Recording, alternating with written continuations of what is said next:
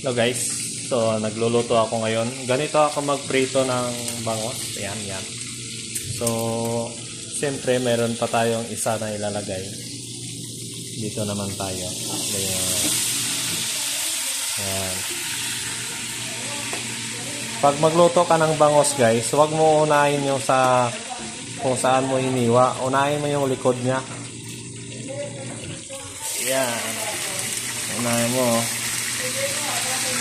Unahin mo yan.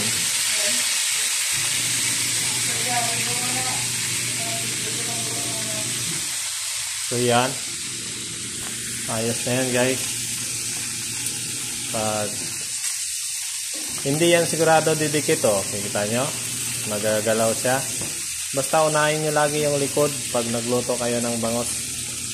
Ha? Matuto na kayo ha. At kayo ay aking tinuruan.